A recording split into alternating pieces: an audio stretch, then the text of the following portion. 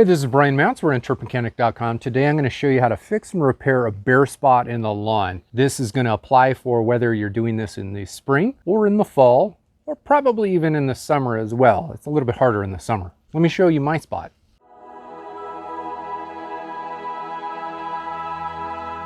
This bare spot in my lawn is the result of a pile of leaves that was left here over the course of an entire winter season. I raked everything up, I put it all here, intended on bagging it, and I never did. It sat here and killed everything underneath, and it hasn't recovered on its own ever since. This is a perfect example of something that needs to be fixed, and it's very easily done. Now, the important thing to keep in mind when you're repairing a bare spot in the lawn with grass seed is that we need the seed to be going down on moist soil. I have already pre-moistened this soil ahead of a morning drizzle. So yesterday I watered this down really good. And then we got a little bit of rain in the middle of the night. So everything here is fully moist, pretty deep into the ground. When we put grass seed down, we want the seed to be moist. And of course, we don't want to overwater the seed. So it helps to have the ground moist before the seed goes down in the first place. For one, it softens the soil up, so it allows the seed taproot to penetrate deeper into the ground a little bit easier. That's going to help the grass establish itself a lot faster and become a lot more drought tolerant, especially as we go into the winter or the summer, depending on the season that you're doing this. Now, if this surface that we need to seed had dead grass or debris on it, we would have to scrape it away with a rake or a garden trowel. This is what I'm talking about when I'm talking about a garden trowel. Not only does the seed need to be going down on a surface that is moist and softened and clear of debris, but it needs to go down on soil that is not hard. It needs to be able to penetrate the soil very easily. And that's why we scrape it up, even if we don't have dead grass debris on the soil surface. Now you notice that I also have tree roots here. You may not have tree roots. Because I have tree roots, I actually want to raise the soil level up ever so slightly. So I'm going to be applying a little bit of topsoil on top of all of this, which is going to give me a nice thick layer of loose soil to put seed into. I should say that the topsoil is not going down because I have tree roots, but for me, I don't want to hit these tree roots with my lawnmower. So I want to bring the soil level up a little bit. This is what I'm using. This is the G&B Organics Premium Topsoil. This is just what they sell at my local store. So you don't really need to get anything crazy fancy here. I'm just putting a top dressing over the bare spot so that the soil level comes up a little bit.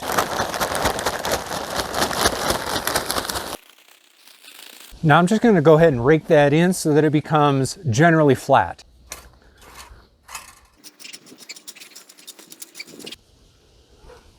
Now at this point we probably have a solid ½ inch, if not more, of pretty loose soil in the bare spot. That's a perfect spot for a seed to germinate and put a taproot down pretty easily for a ways down. When a seed germinates, the taproot goes down before you ever see the germinated sprout pop up. So the soil that the seed is sitting on really does need to be loose, more than you realize.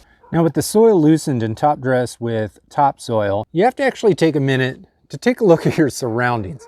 Right here we are covered by trees. This area is going to be shady almost all the time, all year round. That's really important because not just any grass type can go here. I could grab any sun and shade mix and put it here, but for my purposes, I'm going to be putting down a fine fescue. I live in a cool season grass climate, so fine fescue is the perfect grass type for a full shade environment in a cool climate.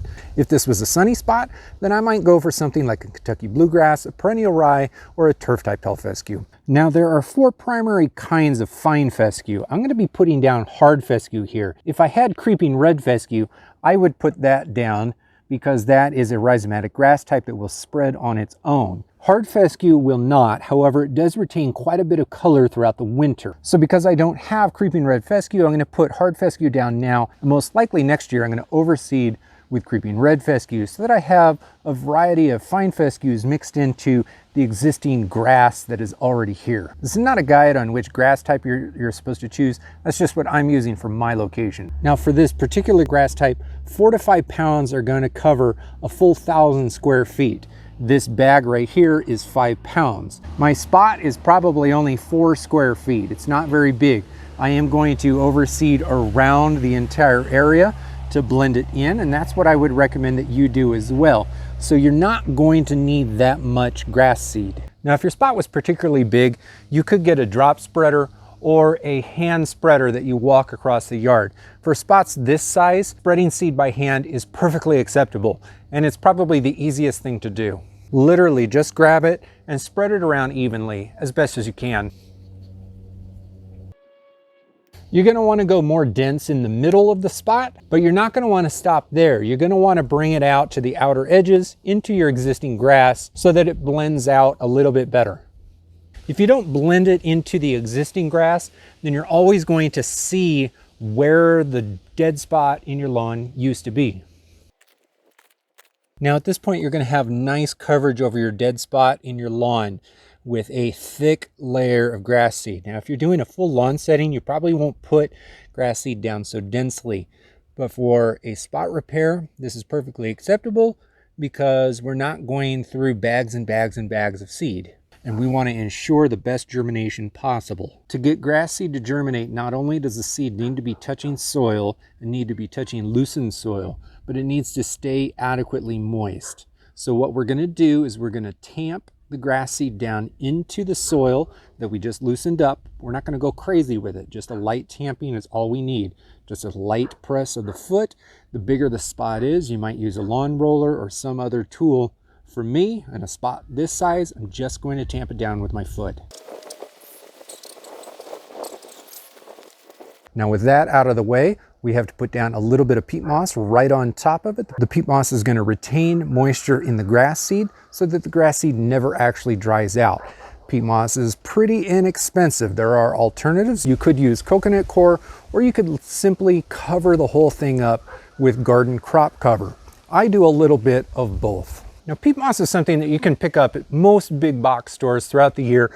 I buy mine at a local garden supply store. It really doesn't matter where you go to, and there are some fancier versions of peat moss that have extra additives into it. This is just regular stuff, the cheapest peat moss that I could find. When dealing with peat moss, sometimes you're going to find big chunks. When you find these big chunks, you really have to take your time to make the chunks into fine particles, a dust, so to speak.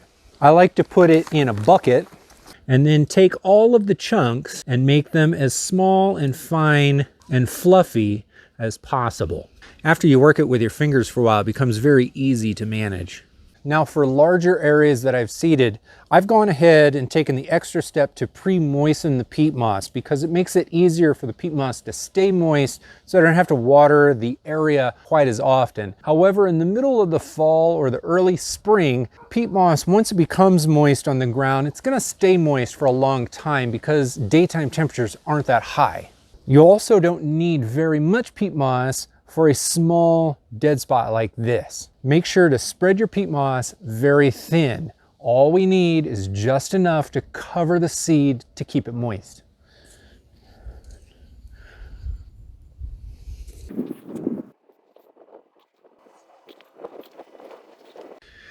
With the peat moss covering the grass seed, you can tell that the grass seed is still there, but most of it is under a very fine layer of fluffy peat.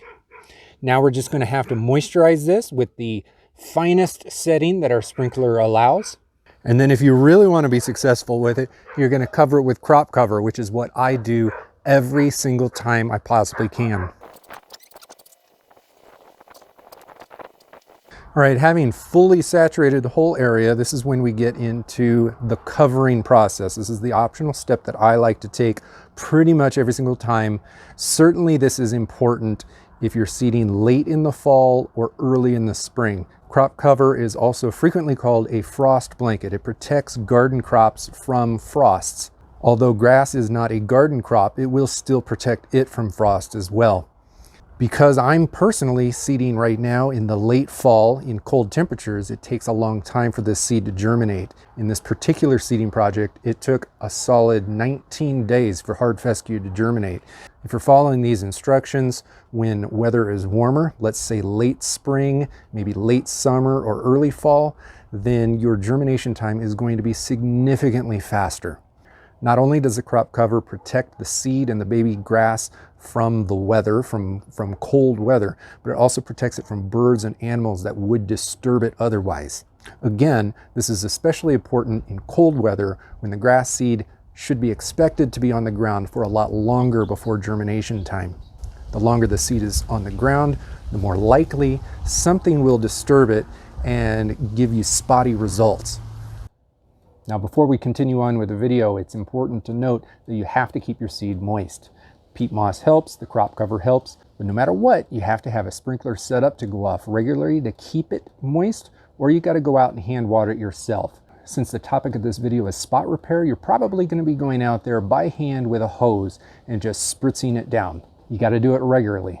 And if you're doing one of the slow germination grass types or seeding in cold weather, it's going to take a long time and you can't miss a day. It's been 6 days, 7 days, I don't know, something like that. Today's October 12th and we've had a lot of cold weather. I'm going to go check the grass seed under there. Curious.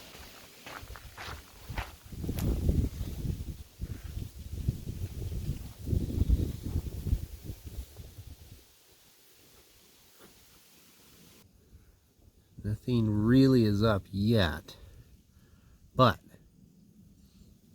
I see some of the seeds have moved around a little bit. Sometimes that means that the taproot is starting to germinate and go down. Hopefully we'll see sprouts in the next few days to a week. All right, I've been doing the seeding project in cold weather. I never really led on to that in the beginning of this video, but 19 days have passed. I've kept that thing covered and damp, moist, protected from the birds and the elements. And despite the fact that we've got very low temperatures, the grass there is now growing. That spot is repaired. Let's take a look at it. All right, here we are. Just remove the crop cover. Remember, day 19. This is hard fescue. And we've got really good germination and lots of spots. It's a little bit thinner there in the middle, but there's still a lot of sprouts coming up there. So I don't think that this is going to have any trouble at all blending in. Now, blending in. It's not going to blend in perfectly. And the reason for that is because I just overseeded hard fescue over an existing turf area, and almost nothing in here is probably hard fescue. So it's not going to blend in perfectly, but I'm not going to have a big muddy dirt spot. And that's the goal, fix the spot. Overseeding the entire area and possibly doing a further renovation and bringing the grass over there, that's another project. If I end up taking that on, I'll be putting more hard fescue down and taking the fescue over towards the front of the house. Fixing the spot, though, is the point of this video, and it's not that hard. I hope this was helpful. If you're going to be overseeding, I have a video up here about overseeding. Don't mess up the project. It's not that hard if you follow the steps to get it done right the first time.